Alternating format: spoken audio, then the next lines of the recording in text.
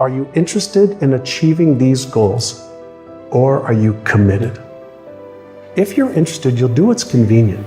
You'll come up with stories and excuses and reasons why you can't, and you'll use your education as an excuse, you'll use your story as an excuse, you'll use all of that as your reasons why you can't. But if you're committed, you will do whatever it takes. You'll let go of your stories, you'll let go of your excuses, you'll let go of all the reasons you currently have that are formulating your identity of yourself, and you'll learn how to let that go and become who you are destined to become. Think strategic all the time. Before any action or any inaction, ask yourself this question. Is this action going to make me stronger or weaker? Will this action move me toward the strategic long-term goals I am trying to achieve in my life? And do not lie to yourself. You have to tell yourself the truth. And the truth is, you have time. You have the skill. You have the knowledge and the support and the willpower and the discipline to get it done. You cannot get people to believe in your dream until you believe in it yourself. Nobody's going to put into your dream before you put in. You have to invest in what you dream for. Do you have anything that you're dreaming that you're willing to be committed to enough to see it happen? 90% of your energy, focus, time, and thought should be towards the solution, not towards the problem itself. This is a mistake most people make because they expend all the energy into the problem. And when you expand energy, it grows to survive. And the problem gets bigger and bigger and bigger and bigger, and the solution becomes more and more difficult. The hardest part about change is not making the same choice as you did the day before. And the moment you decide to no longer think the same way, make the same choice, act the same way, create the same experience, or live by the same emotion, it's going to feel uncomfortable. And the moment you feel uncomfortable, you just stepped into the river of change. Short-term thinking says the donut tastes good, eat it.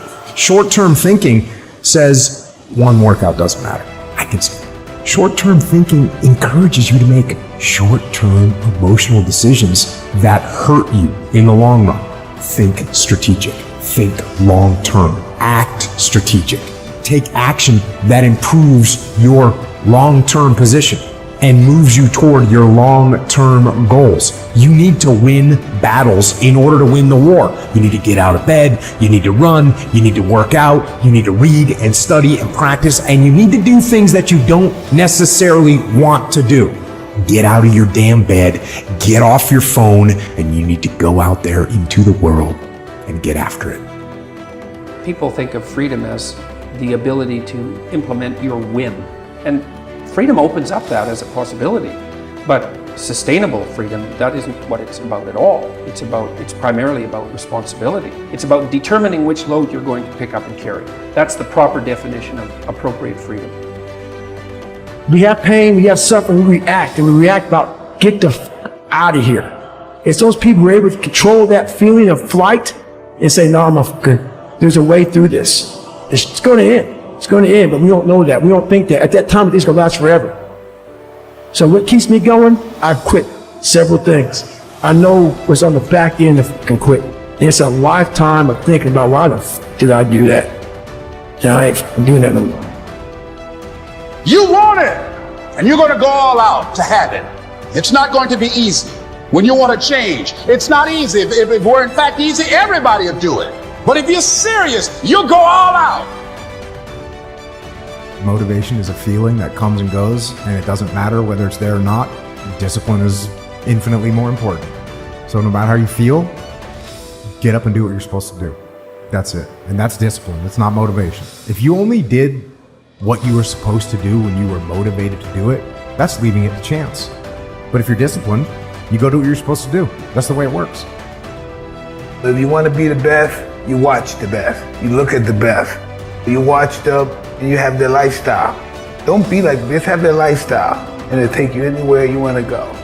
That's the only way you ever get where you want to go. You have to take a path that's dangerous, and most people want to take the safe path. The safe path leaves you stuck in quiet desperation. Almost every time, it's hell. It's more important to own your weaknesses. You got to really triple down on those, man. Because why? You want to become a full human being. We like to run away from weaknesses. Like for instance, if you're good at running, all you want to do is run. If you're great at reading, you have several books. But we don't do those things that we're not good at. So for me, I realized, man, like I keep on running away from these things I'm not good at. I have to dive into these things. I have to become one with these things. So I own them both. It was a beautiful awakening. It's like when you're living in your parents' home, they are the enemy.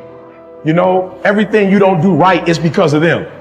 And then when you're on your own and you had to say, you start making mistakes that you made when you were at home, it's like you can't put it on mama now. Mama not with you no more. You can't put it on daddy and say, my father was too hard. I had a curfew. You know what I'm saying? They wouldn't let me party past 12. Like I had all these excuses why I wasn't successful because of my parents. You finally have what you always wanted, control over your life, and you're getting the same results. If you really want to change, you have to take personal responsibility. I think the company is where it is, and people follow me because they don't hear a bunch of excuses. They hear, yo, E, you coming at me hard, but it's the truth. Like, I know what I'm doing wrong, and I just need to make the adjustment. So I would say personal accountability and personal responsibility is what took me from being homeless and a high school dropout to the #1 motivational speaker in the world. There ain't nothing you can do about what's gonna happen to you. You can't stop life from happening. You can do something about it. Life is 10% what happened to you. It's 90% what you do about it.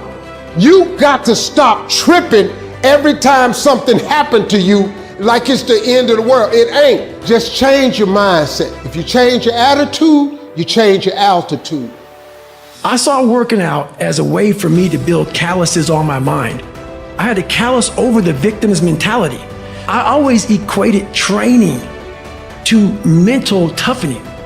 Like, it always looked brutal. People waking up early and doing all these things, and it looked horrible. I was like, wow, man, I gotta start doing that. Not to get better, bigger, and stronger, but that is what's gonna build me. That looks uncomfortable. That looks brutal. And getting up early, I don't wanna do that. So I made this long list of things I don't wanna do. And through that, I found myself. So I started seeing myself very differently than the average human being. I was like, hold on a second. I have something they don't have. And that's when I started to develop these things through working out. It was this great, never-ending work ethic. And through work ethic, I developed self-esteem.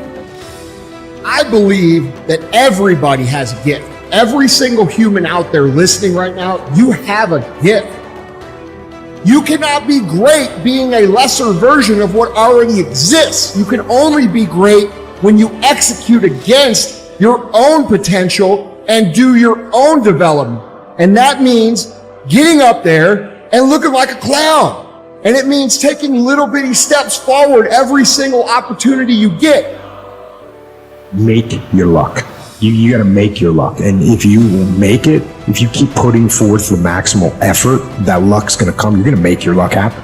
We lie to ourselves. We don't tell ourselves the way things really are. And when we do that, then we can't fix our problems. We have to be truthful to ourselves. We have to stop rationalizing, stop making excuses, stop telling yourself little watered down assessments of where you're really at. Tell yourself the truth.